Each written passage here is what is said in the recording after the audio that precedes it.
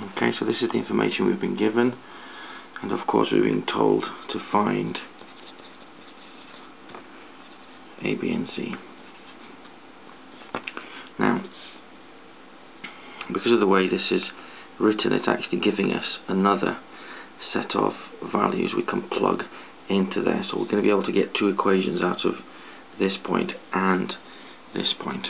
Okay, so just like you did, we can write that when x is 1, we get a times 1 squared, so that's just 1a, plus b times 1, so that's just b, plus the c, and because we're using this point here, the y value, or the answer, is 2. And that gives us our first equation. Okay, then if we use this point,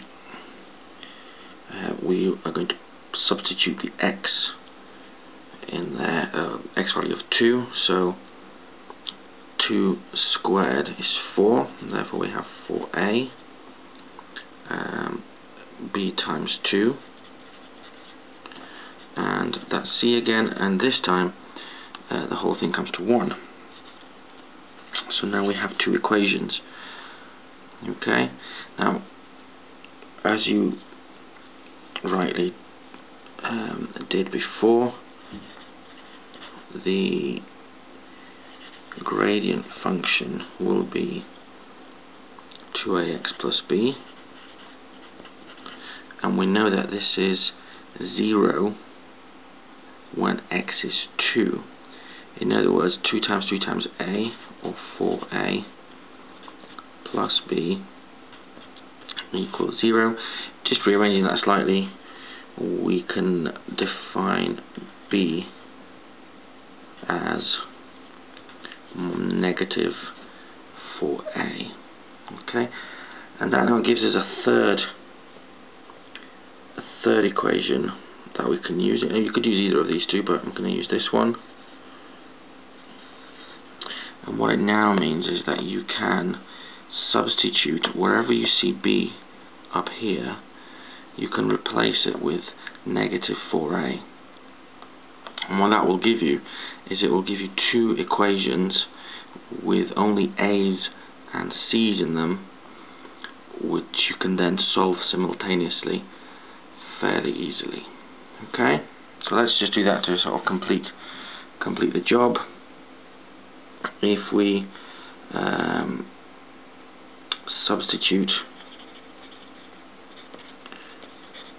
into 1 and replace, we're going to replace that b, so it's going to be a plus, and now instead of b it's going to be negative 4a, whoops, plus c equals 2. Same again with the second equation, so we had 4a plus 2b, but of course instead of b we have got negative 4a, and then what do we have? We had plus c, and this time, because we're substituting into the second equation, that was equal to 1. Let's tidy these up slightly. So this goes to c minus 3a equals 2, and this one gives c, well, this bit here goes to negative 8a, so c minus 4a equals 1. Okay, so now we have two more equations. They both share this c, so we can eliminate by finding the difference. So if we do equation 4, take equation 5, we will get no more c's.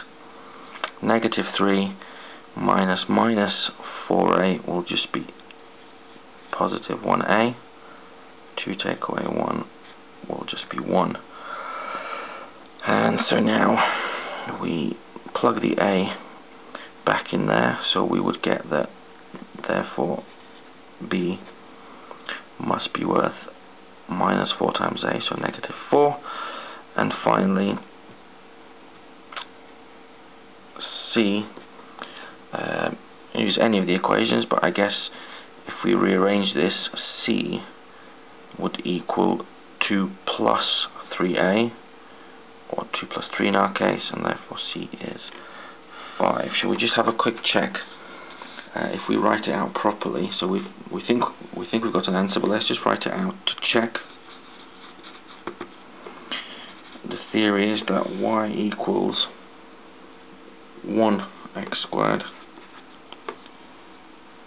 minus 4 plus 5, and remember we have these 2 points that are supposed to go in there, so let's just check. If we plug a 1 into here, 1 squared minus 4, that's negative 3, plus 5 does equal 2, so that works with that one. Let's try the second point, and we'll plug in a 2 and hope for a 1. So 2 squared is 4, take away 4 2, so take away 8, that's negative 4 plus 5, guess what, gives us positive 1, so job done.